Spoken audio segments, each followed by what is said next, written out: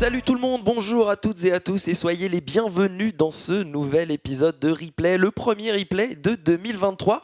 J'ai choisi un invité de marque pour regarder avec moi les plus belles mains d'une des plus belles tables finales de l'année. Romain Lewis est à mes côtés. Comment ça va, Romain? Salut Ponce, mais ça va très bien, merci. Et toi, ça va bien? C'est la fête. T'es content? On est très content, j'adore Replay. C'est toujours très intéressant de décortiquer les mains jouées par de très bons joueurs. Et ça va être le cas aujourd'hui, Romain, puisqu'on est tout simplement sur le High Roller Million KO des Winamax Series, un tournoi à 1000 €, forcément très relevé. Il y a le gratin de la crème qui s'est disputé ses blindes. Sur ce tournoi, ils étaient 1178 inscrits et réinscrits pour un prize pool total de 1 119 100 €.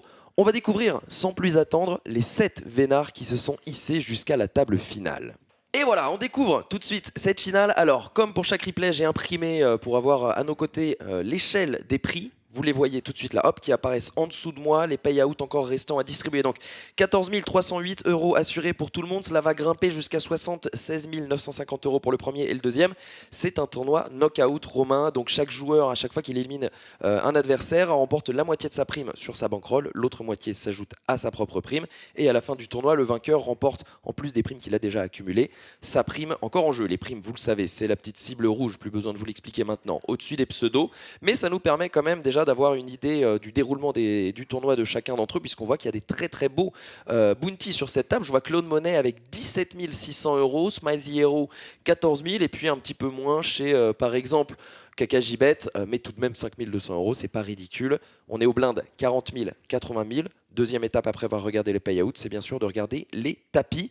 On a deux joueurs qui sont entre guillemets short, ça va encore, 18 et 20 blindes pour KKJBet et Damien T.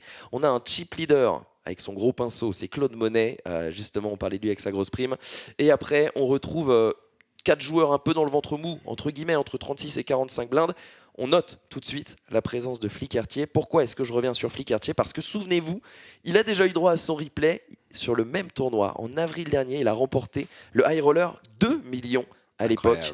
Il avait pris, je crois, 280 000 € sur ce tournoi-là. C'était un tournoi qu'il avait remporté en craquant, entre guillemets, les as de Solalune Keuring pour un pot monstrueux à 5 left qui lui avait permis derrière de conclure en quelques mains. On s'en souvient, à retrouver bien sûr sur la chaîne YouTube le replay de ce High Roller de millions de l'époque. Première main que j'ai gardée. Alors, je rappelle le principe de replay. Je choisis les mains qui sont les plus intéressantes de la table finale. Ce ne seront pas forcément les plus spectaculaires. Il y aura toutes les éliminations. Les éliminations sont rarement les plus intéressantes parce que c'est souvent des setups. Sur ces mains-là, on passe rapidement. C'est juste pour vous les montrer. Mais voilà, il y avait énormément de mains dans cette finale. Elle a duré près de 300 mains. Il fallait en garder un nombre restreint, sinon on y allait pour des heures. Donc voilà, j'ai gardé les mains qui stratégiquement étaient les plus intéressantes à analyser. On va regarder ça. On est directement à la main numéro 8 de cette finale avec un min raise du bouton de Smile the Hero. Il possède 45 blindes de début du coup. KKJBet en small blind trouve Roi-Valet dépareillé. Qu'est-ce que tu préconises ici, Romain? Belle intro, Ponce, bien parlé. Je suis content déjà de faire ce replay avec toi. On va se marrer. Mais là, c'est une situation intéressante. Il va parfois y avoir des open shove au bouton avec les deux short stacks. Quand il open, il est un peu polarisé. Je ne m'attends pas à ce qu'il ait trop de mains comme Valet 10 suité ou 19 suité. Peut-être qu'il va jam directement ces mains-là. Il peut avoir des bonnes mains et des moins bonnes mains. Roi-Valet ici, je pense qu'entre payer et faire tapis, les deux sont à peu près bons. D'accord. Ouais, si on a quelques infos sur le joueur, on pense qu'il open un peu trop. Un spot où il couvre les deux, tapis sera sûrement plus rentable. D'accord. Et alors, c'est intéressant parce que c'est vrai que je suis directement allé dans les chaussures de KKJBet, mais on peut revenir dans la décision Smile 0 parce que une fois qu'on décide de min raise avec S8 suité, on anticipe évidemment la décision adverse. En cas de tapis, quelle serait la stratégie? Ouais, exact. Et là, je pense qu'on est dans une situation pas si confortable à la place de Smile the Hero, mais on a une main qui va être l'une des pires mains où on sera relativement content de payer les tapis. Surtout chez la grosse blinde qui a un vrai gros bounty, le deuxième du tournoi. Et KKJBet, c'est un plus petit bounty, mais en même temps, c'est une range de 18 blindes. Small blind contre bouton. Je pense que le risque est OK à prendre. D'accord. Eh bien, écoute, ce que tu disais va se réaliser. Il y a effectivement un 3-bet chauve de KKJBet qui va être payé par Smile the Hero. Le déroulé du board ne nous intéresse que très peu. 40 blindes qui reviennent dans le stack. Et ça, c'est intéressant pour le futur game aussi. C'est que là, il passe à 66 blindes. Donc vraiment, il va être confortable maintenant, s'il ne l'était pas avant. Et on perd donc un régulier, Kakajibet, qu'on embrasse, qui termine donc 7ème, 14 300 € et 3 910 € en bounty. Bravo monsieur, joli parcours. On est assuré désormais de 20 032 € pour les 6 joueurs restants. On passe à la main numéro 11. 3 mains plus loin, Smile Zero, encore lui. Je dis Smile Zero, je ne sais pas comment ça se prononce, ce pseudo. Smile Zero, peut-être, je ne sais pas. Qui fait un peu plus qu'un min raise avec As-Valet dépareillé, fou en liberté. Au bouton, trouve la deuxième plus belle main du Texas Hold'em, paire de rois pour aller placer un petit 3-bet. Jusqu'ici, stratégiquement, c'est pas très intéressant. Je pense qu'on est classique. Bon, sizing également assez classique avec la profondeur pour fou en liberté. Ouais, carrément, tout est assez bon là. Et Claude Monet, pour la première fois, va un petit peu attirer la lumière sur lui. Vous allez le voir, c'est un peu la star de cette table finale, Claude Monet, qui nous place un petit call 4-bet. Alors, parle-nous de cette décision. Franchement, il a une main intéressante pour le faire. Il part du principe que pour faire ce call 4-bet là, il faut que notre joueur au bouton ait quand même une bonne partie de 3-bet bluff dans sa range. D'accord. C'est là où c'est un peu compliqué dans cette situation en table finale. Est-ce que vraiment, stratégiquement, avec 33 blindes, en étant un peu dans le ventre mou, on va s'attaquer au chip leader en 3-bet en bluff? C'est compliqué. Peut-être si les situations étaient inversées, disons Fou en liberté avait open et Smile Hero avait 3-bet. Oui. Je pense que le call 4-bet, il est vraiment sympa à prendre. Et payer dans tous les cas s'il part à tapis le premier parce qu'on a mis trop par rapport à combien il y a au milieu et notre équité, je pense, et le bounty. Mais c'est une situation intéressante. Je pense que c'est. Moi, vu que j'ai pas trop d'infos sur les joueurs, j'ai du mal à être définitif dans un sens ou dans l'autre. Disons que si on devait faire le choix entre jouer agressivement et passivement un coup, Claude Monet va souvent cocher la cage agressive, on va s'en rendre compte au fur et à mesure de l'avancée de cette table finale. Donc ici, il va placer ce call 4 et Fou en liberté va se contenter de payer. Donc ça, c'est intéressant. En revanche, on peut, c'est vrai, se poser la question à la place de Fou en liberté. Avec un read, alors qu'est-ce que tu fais en fait à la place de Fou en liberté plutôt? Je pense que moi je pars à tapis. Je pense que les deux sont bons entre payer et partir à tapis. J'ai l'impression qu'il va souvent y avoir un as quand il est light, surtout quand on a deux rois. Donc du coup, il va pas trop bet, je sais pas, des dames 9 ou des dames 8 suitées, mais peut-être utiliser justement un as offsuit ou un as suité, ou parfois un roi, mais vu qu'on a deux rois, c'est plus souvent un as. D'accord. Donc si je paye, je lui donne un peu le free roll des 3 premières cartes. Ça va être très dur de remporter le pot contre un as et un as au flop. Quand on va pas réussir à le faire, on n'a pas assez de profondeur. Donc s'il a décidé de 3-bet, call 4-bet fold certainement, je suis assez content de prendre le pot maintenant. Oui, c'est vrai qu'il y a déjà quand même 22 blindes au milieu. Ouais, mais je comprends l'idée d'être un peu gourmand et vouloir prendre un c-bet en plus. Peut-être qu'il a vraiment un read sur Claude Monet et qu'il estime qu'il peut avoir tout et n'importe quoi dans ce coup. Possible aussi, ouais. Qu'il balance vraiment du côté du bluff et que du coup, on va le laisser faire une nouvelle bêtise sur les 3 premières cartes, justement 6, 7, 9, arc-en-ciel. Claude Monet qui mise le fameux, même moins que le 10%, il mise 7% du pot, un tout petit continuation bet. Bon là, Fou en liberté, qu'est-ce qu'il peut faire? Ouais, je pense qu'il n'y a pas 1000 options ici, il y a tellement au milieu, on a 2/3 du pot, donc on va raise all-in ou raise non all-in. Voilà, raise non all-in, absolument, et ça va suffire. Immédiatement, Claude Monet qui se couche avec son As-4 suité.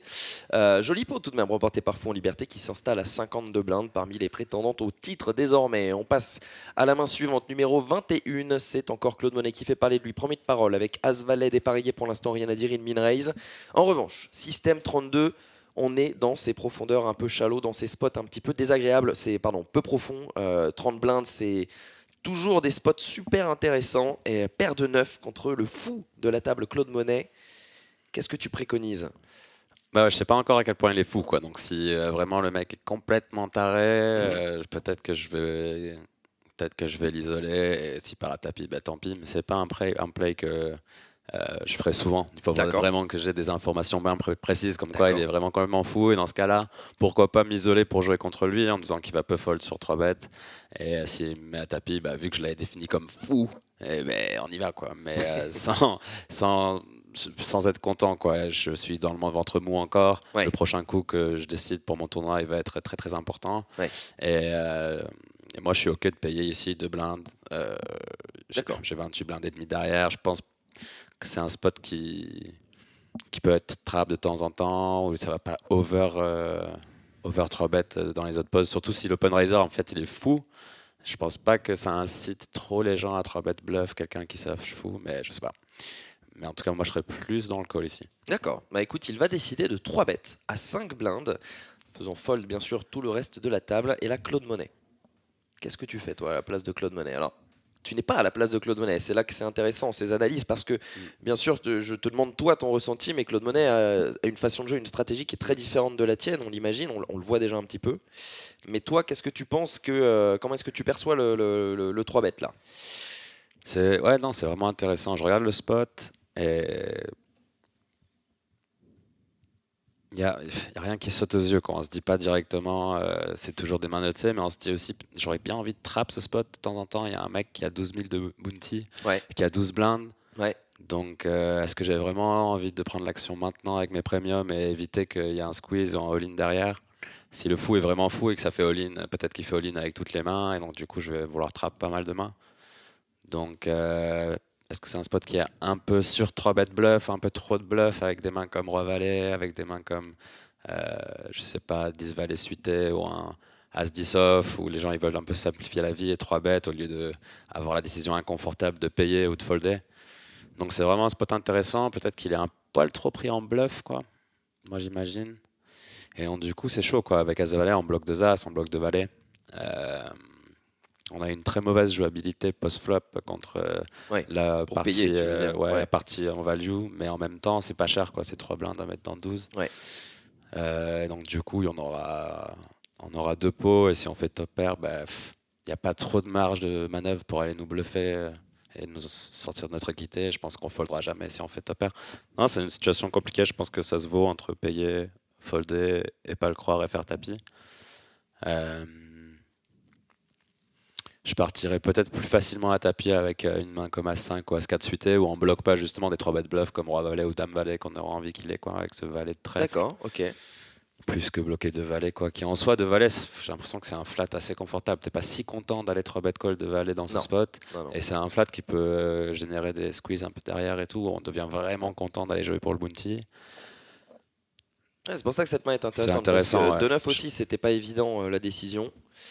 Bah écoute, Claude Monet, lui, de ses 3 choix, encore l'a une pas fois, cru, lui. il va bien sûr cliquer sur l'option la plus agressive. Il fait un 4 bet chauve et donc là, système 32. Après, c'était le plan, ça on l'imagine. Enfin, c'est compliqué. Ouais, paire de 9, c'est compliqué. Ouais. C'est compliqué. On s'attend à ce que notre Contre adversaire... ce profil-là, Ouais, je connais à moins pas, qu'il pas ait trop le complètement profil, quoi, changé mais- de style de jeu, nous on va voir à mesure que la TF avance que bien sûr il est très agressif, mais peut-être que System 32 avait une autre info parce que si on se décide de 3 bet fold paire de 9, c'est qu'on estime que notre adversaire va pas trop nous revenir dessus en bluff. Bah par ouais, exemple. ouais, Donc par exemple. après avec As Valet, est-ce qu'il est en bluff ici ou est-ce qu'il est en value? Non, il est pas vraiment en value. Il espère pas se faire payer par As 10, on imagine. Non, ouais, il est all-in avec 2 relativement bonnes cartes en espérant qu'il y a assez de bluff chez l'adversaire pour le prendre pré-flop. Voilà, pour le prendre l'équité et les blindes. peut-être absolument. contre certaines mains. Bon, écoute, il va se coucher. Une décision qu'il regrettera peut-être plus tard. En tout cas, il a choisi de croire Claude Monet. Peut-être qu'il s'apercevra a posteriori qu'il avait plus de bluff qu'il ne pensait. On passe à la main numéro 23 avec un open de fou en liberté du bouton qui est défendu par Claude Monet en small blind avec As8. Qu'est-ce que tu penses de ces deux mains déjà? J'open pas au bouton, même si ça donne envie par rapport au bounty. En fait, c'est pas un si gros bounty en grosse blinde. Donc je vais pas non plus open trop de mains. Et vu qu'on a un joueur très agressif en small blind, je m'attends à ce qu'il flatte peut-être un peu plus que la moyenne, plus de mains dominées dans sa range, peut-être qu'il a même 8 et 9, 8 et 10 suité, Valet 8 suité, Ok. Dame 8 suité que d'autres n'auront pas. Du coup je fold au bouton, c'est sûr. Et à la place de la suite off, c'est assez intéressant. Je serais peut-être un peu plus dans un 3-bet qu'un call. Et je pense folder une partie du temps, mais pas si souvent quand même. D'accord, bah écoute, lui il décide de call. Système ne va pas voir le flop, même si on lui offre une bonne cote. On va voir un flop 3 Valet 10 qui va être checké par les deux joueurs. D'accord, et on va voir le turn 7 de cœur sur lequel Claude Monet décide de reprendre l'initiative avec sa haute-race et son gut shot au 9 et son flush draw au 8. Il va miser 2,50 et Fou en Liberté décide de relancer très très cher. Qu'est-ce que tu penses de cette action-là et de ce déroulement de coups? Moi je pense que c'est très bien joué de la part de Fou en Liberté. En fait, c'est une situation où il a capté qu'une chose, c'est que... Enfin, Déjà en relançant, il se sentait assez à l'aise de relancer préflop et jouer contre les profils. Peut-être qu'il a un peu capté le profil. Et là, à la turn sur valet 17-3 avec 3 cœurs, on s'attend à ce que notre adversaire, quand il a une bonne main, mise beaucoup plus cher que la moitié du pot. On s'attend au moins à 3 quarts, voire pot. Et une mise comme ça, 2,5 blindes dans 6, ça fait vraiment penser à beaucoup de mains moyennes, quoi. Si c'est un roi 10 ou un dame 10, ou c'est une main qui n'a pas vraiment envie de laisser une carte gratuite, mais en même temps n'est pas confortable de mettre trop d'argent au milieu, j'ai l'impression que ça, il a décelé et qu'il s'est rendu compte que lui, il pouvait check back pas mal de notre flush draw ou pas mal de peut-être des 8 et 9 ou des mains qui font des très bonnes mains à la turn. Et sûrement faire un bluff en une street, j'imagine, je suis pas sûr, mais j'imagine un bluff en une street très cher. Et jouer son équité un peu en free roll, ça vient un cœur, il va check back, ça vient un 9, il va sûrement check back. Ça sert à rien de miser s'il a quinte à la river avec le 9, je pense qu'il n'y a pas beaucoup de value. Ouais. Donc c'est un bluff sur une street ou qui doit passer quand même assez souvent pour que ça passe, mais il s'est dit via le sizing que ça passera plus que les 60% du temps qu'il a besoin et je trouve ça assez bien joué. Ok, bah écoute, ça va passer, hein. Bien entendu, la suite va se coucher. Fou en Liberté qui utilise l'effet de levier là pour faire se coucher Claude Monet et qui ne se laisse pas faire face au joueur le plus agressif de la table. Open de Smile Zero à la main numéro 29 avec As-8. Suité, il se fait 3 bêtes à 4,5 par Damien T. Qu'est-ce que tu penses encore une fois du 3 bêtes, parce que l'open, bon, il paraît assez ok. Ouais, j'aime bien cette décision de 3 bêtes. Bon, forcément, c'est pas compliqué avec Pardas, mais c'est un spot où on peut imaginer pas mal de 3 bêtes bluff. Et pareil, quoi, une situation, on est assez content de temps en temps de flat, on couvre. La seule personne qu'on couvre, elle est en big blind. Donc en fait, notre seule chance de prendre un Mounty, c'est en payant, quoi, on va dire. Et même si l'autre, il peut se retrouver à 4 bet shove de temps en temps quand il a des mains, peut-être qu'on partira plus souvent à tapis quand on paye contre la big blind. D'accord. Et donc du coup, je ne m'imagine pas tant 3 bêtes beaucoup en value, quoi. Je pense qu'il y a beaucoup de flat. Et donc, du coup, imaginez que on tourne des rois 10, des rois valets, encore une fois, quoi. Beaucoup trop. Il suffit qu'on utilise 2-3 combos de Broadway offsuit et ça nous fait tout à coup beaucoup de bluff. Ouais. Et donc, du coup, il nous faut des mains en value et voilà, quoi. C'est toujours confortable de trouver paire d'as. Forcément, c'est normal, quoi. Et donc Smile Zero là-dedans, qui se retrouve avec la décision face à cette relance. Est-ce qu'on peut call parfois? C'est pas interdit de payer, forcément, parce que c'est 2,5 dans 10, donc on gagnera sûrement le coup assez souvent. Mais avec un as suité, bon, je sais que peut-être en théorie, c'est mieux d'utiliser ceux qui sont un peu plus bas, parce qu'on fait plus souvent des quintes. Mais bon, on parle de quelques pourcents. Là, on parle vraiment d'un spot où on se dit, bon, bah, déjà, je bloque un as, donc il a beaucoup moins souvent paire d'as. Donc maintenant, en fait, est-ce qu'il a paire de roi, paire de dame? Sûrement, une partie du temps. Mais il suffit qu'il ait quelques bluffs, plus mon équité contre paire de roi, paire de dame, plus le fait de récupérer le deuxième plus gros bounty. Il y a quand même beaucoup de signes qui poussent vers vouloir partir à tapis maintenant. Bon, bien sûr, objectif numéro 1, prendre les 8 blindes et se dire qu'il y a assez de bluffs chez notre adversaire. Bien sûr. Et objectif numéro 2, on tombe dans une bonne main et on fait une flush et ou on fait deux paires et on prend le bounty, quoi. C'est ce qu'il va faire. Il va faire tapis, il sera payé et en revanche, il n'y aura pas de réussite de l'objectif numéro 2. 50 blindes désormais pour Damien T qui prend le pot le plus important de sa finale jusqu'ici. Smile Zero qui tombe à 20 blindes. Attention, lui en revanche, il ne délivre pas une super partition. Min raise avec paire de 9 de Damien T à la main numéro 30. On se fait 3 bêtes en position à 6,7 avec Roi Dame off par Fou en liberté. Pour l'instant, pas grand chose à dire. Ouais, j'aime bien. Je peux aussi payer avec Roi Dame off, mais une fois qu'on 3 bet, on a un call assez facile quand le système part à tapis. D'accord. C'est peut-être la seule diff, mais bon, ouais, ça va. Et là, ça risque un petit peu de s'épicer, Romain, car il y a une inattendue qui arrive. C'est un call 4 bet avec Valet 6 off signé Claude Monet à 17 blindes.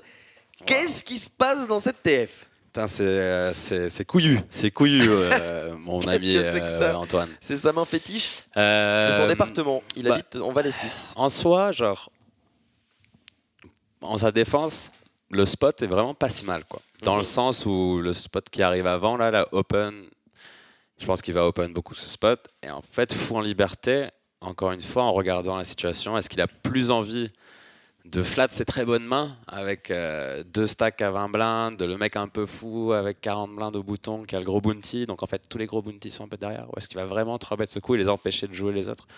C'est vraiment une situation, une des situations qu'on a regardé, on a le plus envie de trap paire d'as, paire de roi, paire de dame. Et donc, du coup, encore une fois, quoi, si on utilise roi valet, roi dame, roi 10, en bluff, rien que ça fait énormément de bluff. Donc en fait, peut-être qu'il a capté que c'est un spot qui était juste beaucoup plus haut en prix light que en value.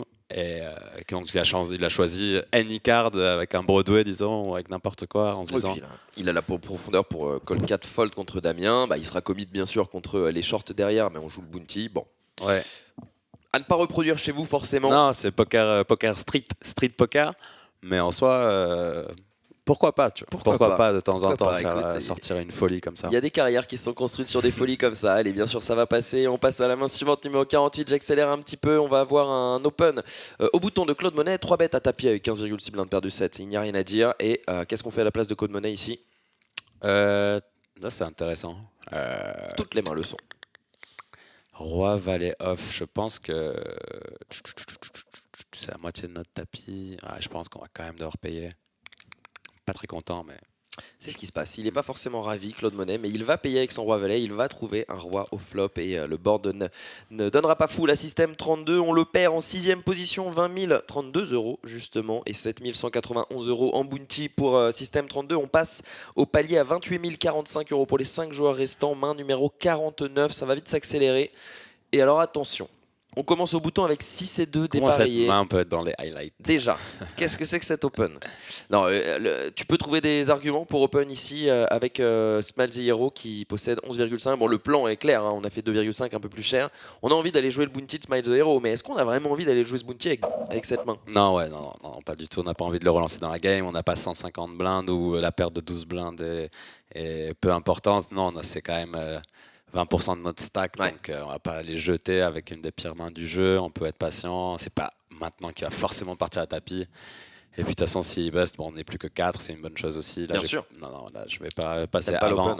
Mais en gros, si on perd son tapis, on passe avant-dernier. Et ça change quand même dans notre tournoi. Là, on est quasiment chip leader. Donc, non. Chaque blind est importante. Bon, il tombe sur une paire de valets en small blind de Flickertier, qui 3 bet cher, bien sûr, 9,2. Et donc, bien sûr, ça va se coucher. Pas du tout. Le 4 bet chauve, alors là. J'en ai perdu tout mon poker latin. C'est plus street poker, c'est cave poker. Il s'est trop chauffé. Mais ça, en fait, c'est assez intéressant parce qu'il y a un truc mental qui se produit tout le temps online, j'ai l'impression, et surtout quand il y a plusieurs tables. Mais ça, c'est vraiment un truc qui arrive aussi en live, mais un peu plus online, c'est quand on a une situation et un read qui vient de bien se passer. C'est-à-dire qu'il vient de prendre ce read avec valet 6 off où il a fait l'écart par rapport à quelqu'un de normal. Quand il dit là, j'ai pris des jetons, quand personne n'aurait pris des jetons, j'ai capté un moment. Ça accentue le fait de se croire un peu dans un élément où on joue parfaitement et qu'on a toutes les bonnes réponses. Et ça va induire souvent à faire un play similaire dans un futur très proche. Et alors moi, je sais que ça m'est arrivé plein de fois, par exemple. Le play n'est pas similaire, en fait, en plus, là. C'est pas du tout la même chose. C'est déceler un 3-bet bluff, quoi. Et en gros, là, il s'est dit quoi? Il s'est dit, c'est simple, le mec, il va flat toutes ses bonnes mains parce qu'il a envie de prendre le bounty. Donc, il sait que j'open 100%. Et en plus, j'open 100%, donc autant que je lui fasse tapis maintenant. Et il était très pressé. C'est sûrement un joueur qui n'a pas l'habitude d'arriver dans ces situations-là. Mais moi, j'aime bien les joueurs hyper agressifs comme ça, qui portent un peu... Il y a souvent des bonnes choses dans l'ADN quand on est aussi agressif. Et là, pour l'instant, il y a encore des ajustements. Mais là, c'est complètement fou. Si c'est de off, il aurait pu au moins attendre que ce soit suité, quoi. Eh ben, écoute, ça a été payé, bien sûr. On a vibré turn, mais non, on n'ira pas chercher ce 8. Et on tombe à 11,2 blindes et on laisse Flickertier, qui est en plus, évidemment, la menace de cette table finale, s'envoler à 77 blindes. L'ancien champion d'avril de ce même tournoi, qui va se retrouver d'ailleurs en bataille de blindes. Rien à dire ici. Oh, pardon, j'avais pas vu la profondeur de Smell the Hero. Qu'est-ce qu'on en pense de ce spot à la place de Flickertier ici? Ouais, j'aime bien. On peut te chauffer Anitou. Pas forcément Anitou, mais là, 3 gappers suités, ça me suffit. Donc c'est pas loin de Anitou. Mais en soi, ça c'est typiquement une assez bonne main pour le faire, je pense. On fait vraiment fold beaucoup de 5. Il y a peut-être que As5 qui nous paye encore. Ouais, As5 va nous payer. Mais Roi 5, on fait folder. As9 va nous payer, mais Roi 9, on fait folder. Roi 9, c'est compliqué. Roi 9, c'est close, c'est déjà le... C'est compliqué, Roi 9. Mais Dame 9, on fait folder, quoi. Donc, non, moi, j'aime bien. Ok, il y a 7-8, il n'y a pas de décision, c'est un call. Ouais, c'est ça, on va tellement Pénible, dominer mais les As-2, As-3, As-4 off que je pense qu'on est obligé de le faire. Eh bien, ça va être payé et la river est terrible avec ce 5 qui vient donner l'élimination à Flickr-T. Le bounty qui part de son côté. Flickr-T qui s'envole et Smile Zero qui nous quitte en 5e position. Il peut être déçu. Il attendait certainement mieux au début de cette finale. 28 045 euros, 13 950 euros en KO remporté. On est assuré de 39 260 euros. Claude Monet se frotte les mains en le voyant partir car il avait 9 blindes contre les 21. Encore en jeu de Smile Zero. On passe à la main 55 qui va être une bataille bouton contre Big Blind. C'est la main suivante puisqu'il n'y a pas de small blind. C'est min raise défendu avec roi 5 off. Rien à dire ici pour l'instant. Ouais.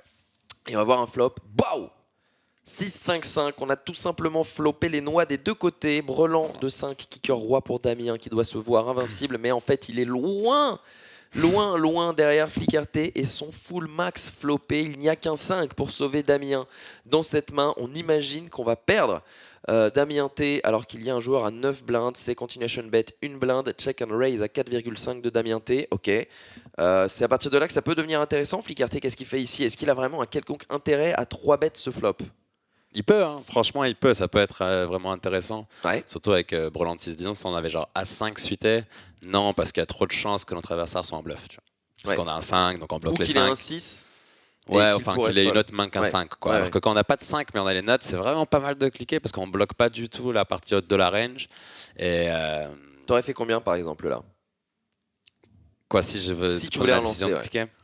Après, on a tellement la main locked, c'est-à-dire qu'on a full floppé. C'est pas mal. Hein. Okay. On a presque envie que notre adversaire il aille choper ses quintes avec ses gutshots et Bien tout. sûr. Donc c'est vrai qu'on est partagé entre. Mais c'est sûr que si je raise, je fais pas plus que 9, tu vois. Ouais, je fais pas plus que 10, je fais vraiment peu cher en me disant qu'il va peut-être pouvoir s'exciter. Si tu fais 9, ceci dit, il peut toujours aller la chercher sa quinte, puisqu'il va pas. Alors il va peut-être des gutshots inférieurs ou des mains. Mais le truc, c'est que aussi dans ce spot exact de large premier contre deuxième, c'est pas un spot que j'imagine stratégiquement parlant. Notre Damien T, il va prendre tant en bluff, quoi. C'est-à-dire qu'il va avoir beaucoup de gutshots sur ce board, mais contre une blinde, souvent, premier contre deuxième, il va décider de juste payer la blinde et aller chercher son équité parce que est-ce qu'il va vraiment vouloir jouer un gros pot et prendre peut-être une troisième place ou le buzz sur ce tournoi maintenant? Donc ça me fait penser qu'il est un peu plus en value que ce qu'on devrait, et ce qui me donne envie de cliquer un peu plus du coup avec paire de 6. Eh bien écoute, Flickr-T va se contenter de payer, il est lock comme tu dis. On va voir un 8 qui en fait est une bonne carte pour personne. Enfin si, c'est une bonne carte pour Damien, mais il ne le sait pas encore parce que ça pourrait potentiellement lui économiser des jetons. Mais le 8 qui est pas anodin, qui fait rentrer justement ces tirages straight, gutshot 7 et 9, qui donne en plus une paire au 8. Bon ça ce serait une bonne nouvelle pour les deux, mais Damien qui va checker, Flickr-T en position, qui va miser 9 blindes dans 13. Il fait quand même un peu cher, c'est normal. On veut quand même construire un pot qui soit intéressant à aller chercher à la river. Damien ici qui se retrouve avec quoi du coup? Check raise possible ou pas sur ce 8? C'est intéressant, c'est un sizing cher je trouve, mais pourquoi pas. Ouais. Non, je pense qu'avec ce sizing là, ça devient vraiment compliqué de raise. On va payer et quasiment espérer que notre adversaire fasse pas tapis à la river, et s'il fait tapis on va sûrement payer sur beaucoup de river, mais vraiment pas très content en espérant qu'il se value cut de temps en temps dame 5, valet 5 suité qui va souvent open quoi. D'accord. Qui est quelques value cut quoi. C'est payé, 31 blindes au milieu et la river est un 9 qui fait rentrer le 7 pour la quinte à 4 cartes. Damien qui va checker une troisième fois, oui il a check raise au flop, et on demande bien sûr l'intégralité du stack du côté de Flickr-T. Qu'est-ce qu'on fait à la place de Damien T maintenant sur cette forte carte straight qui arrive river? Ouais, c'est compliqué, hein. Maintenant on est plus si haut dans notre range. Au flop on était nuts, c'est-à-dire qu'on avait très peu de mains qui étaient meilleures que nous. Déjà à la turn on commence à avoir des meilleures mains. Ça se trouve on a check raise 7 et 4, ça se trouve on a check raise 9 et 7. Donc ça c'est des mains qui sont nettement meilleures qu'en 5 maintenant. Et arrivé à la river on peut avoir des mains comme 6 et 7, 7 et 8 et 7. Ouais. En plus qui ont décidé de jouer comme ça, qui font quinte. Donc on est vraiment pas si haut dans notre range. Et j'ai l'impression que souvent, c'est quand même dur de notre adversaire de trouver un bluff dans ce spot 3 quarts turn all-in river. J'ai pas l'impression qu'il exploite et qu'il mise sur le fait qu'on n'arrive pas à folder une quinte. Ouais. Donc s'il mise sur le fait qu'on n'arrive pas à folder une quinte, peut-être folder un 5 et se poser la question avec quinte. Eh bien, aussi fou que ça puisse paraître, il va s'en sortir de ce coup. On n'aurait jamais parié là-dessus au flop. Il fallait ce run-out et vraiment ce run-out spécifiquement peut-être pour que Damien T ne puisse pas se faire éliminer là-dessus. Flicker T qui prend un énorme pot, qui passe à 113 blindes. Là, il crush complètement ses adversaires. Il a plus que la somme de leur tapis. Mais ce n'est pas terminé. Pour autant, main numéro 57 en min raise du côté de Flicker T. Regardez, Claude Monet, il lui reste 6,5 blindes de début. Il va choisir de défendre avec 10 et 5 dépareillés pour aller voir un flop et réaliser son équité. Qu'est-ce que tu penses du choix de cette main? Non, une des pires, ça c'est pas si grave de passer à 6,5 blindes. Après, on paye la petite blinde, il nous reste 6 blindes. Ouais. Et après, on est au bouton, on a 6 blindes, puis on a 11 blindes, on a 5 blindes. T'aurais pas on va défendu trouver un meilleur 10 et 5. spot. Ouais. Bah écoute, lui il va le faire et sur 6-7-9 il trouve Gutshot au 8 avec son 10 et il va choisir directement de tout mettre au milieu. Flicker T paye dans la seconde bien entendu, pas très intéressant de cette main. Malheureusement elle signe l'élimination de notre chouchou. Il nous aura bien régalé Claude Monet, 39 000 263 € et 20 450 € en bounty tout de même remporté. Elle est très très belle, belle aventure et on est sur le podium Romain avec 3 joueurs restants. Main numéro 65, on y va. Fou en liberté qui min raise du bouton avec une paire de 3. Damien T qui défend 4 et 5 suite, rien à dire jusqu'ici. Rien à dire, ouais. Très joli flop pour Fou en liberté qui trouve bottom 7 ici. As 3 10, attention, Gutshot pour Damien T tout de même. Ça va être check, c'est misé un quart du pot très précisément. Damien T qui trouve un check call. Très bien. Très bien.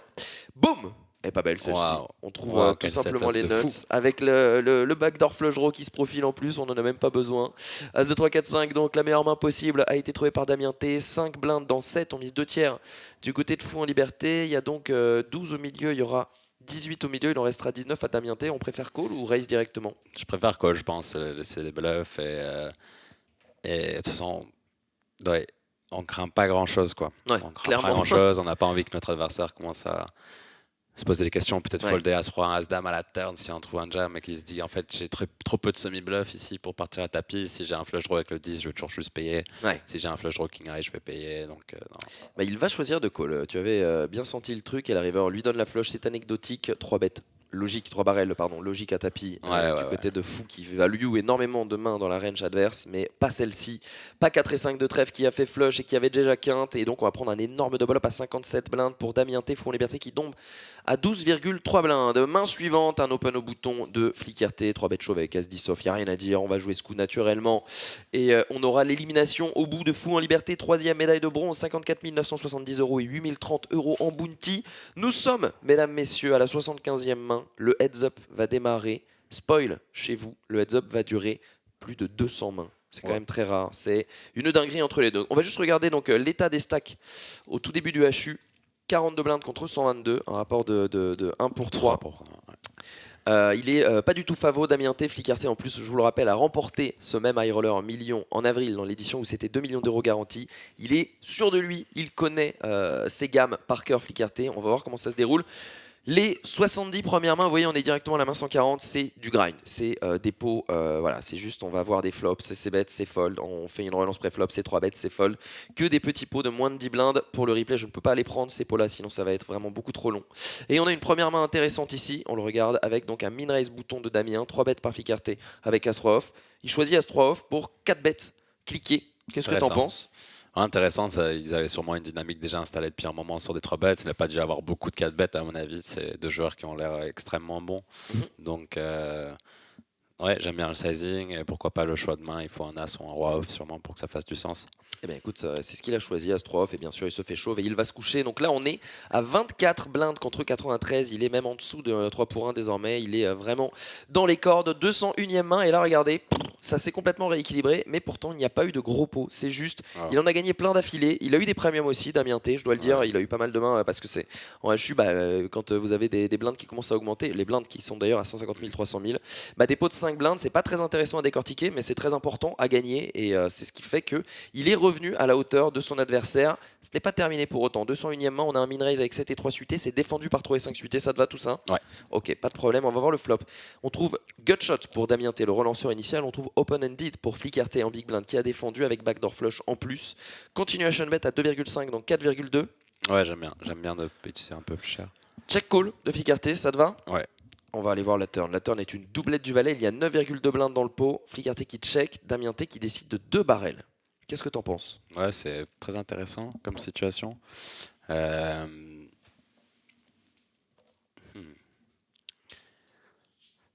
C'est dur de trouver énormément de bluffs qui ont de l'équité sur ce board, donc il va peut-être avoir des flush draws de temps en temps et certains gutshots. Bon, après, nous-mêmes, ici, on a un peu des bloqueurs pour des gutshots, mais on a open-ended, donc est-ce qu'on a vraiment envie de folder une main avec autant d'équité?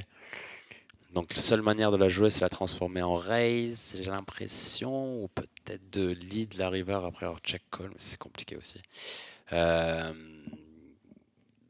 suis intéressé de savoir ce qu'il fait. Ouais.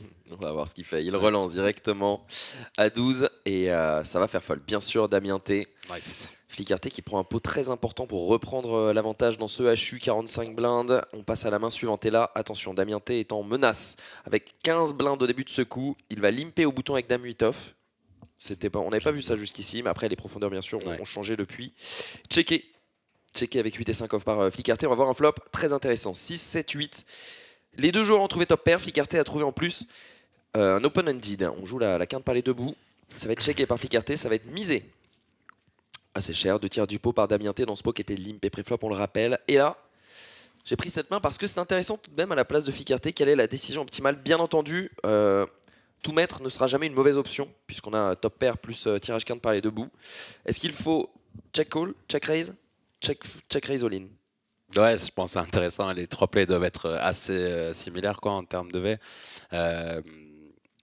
Ouais, ça peut pas être mauvais de jouer pour les stacks ici avec top pair et open-ended avec 3 pots, même pas.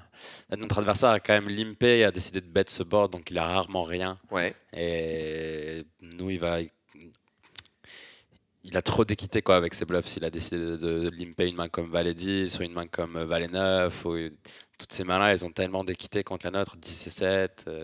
Ils jouent juste tellement de cartes que si on peut faire folder, ce serait ouf, parce que je pense qu'on a encore un peu la place de faire folder une main comme 10 Valet. Ouais. Juste quoi. Et il va passer bête ce board s'il a limpé, je sais pas, roi de suité, il va juste passer bête quoi. Donc ça me va de partir à tapis. C'est ce qu'il fait. Il va partir à tapis. Il va vouloir finir ce HU sur cette main. On a besoin d'un 4, d'un 9 ou d'un 5 éventuellement pour pouvoir l'éliminer. Damien T qui trouve un 3 puis un roi à la river pour s'en sortir, pour doubler, repasser devant avec 32 blindes contre 26. On continue ce HU, on est à 200 mains désormais dans ce heads-up. Un min-raise avec As-9 de trèfle depuis le bouton. Damien T qui trouvait directement un tapis. Flicker T qui décide de payer, c'est plutôt logique. Ouais. Rien à dire, on va aller directement trouver le double-up pour Flicker T qui trouve 2-9 au flop, 44 blindes à 14. Damien T de nouveau dans les cordes qui va trouver As-5 suité sur cette main. Flicker T qui décide de relancer et non pas de faire tapis directement. C'est intéressant tout de même. On imagine que s'il le fait, c'est pour payer le tapis adverse, bien entendu.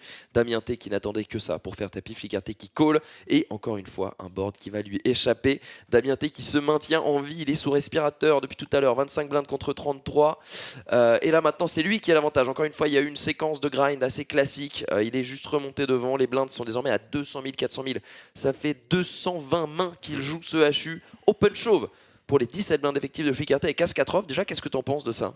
Ouais, on n'a pas envie vraiment de induce quoi que ce soit avec As-4, donc raise call c'est pas ouf, ça joue pas incroyablement bien post-flop, donc ouais, j'aime bien l'idée de partir à tapis directement. Et c'est payé bien sûr, avec paire de 5, on domine la preuve, on domine la main exacte de notre adversaire avec paire de 5, mais on trouve un As sur le flop pour peut-être le terminer, peut-être en finir, le conclure ce tournoi, et c'est le cas, pas de 5. Pour sauver Flicker T qui termine runner-up après avoir remporté le même tournoi en avril. Il termine cette fois second pour plus de 100 000 euros de gains, 76 950 euros et 28 676 euros en bounty. Le grand vainqueur. Un peu la surprise, il était short stack au début de la TF, c'est Damien T, très belle partie de sa part. Non, il a l'air d'avoir très bien joué. Il a été vraiment impérial, il a eu un petit peu de run avec les cartes pré-flop, mais il en a surtout fait des merveilles. Post-flop, 76 950 euros et 53 850 euros en bounty, une victoire à 130 000 euros.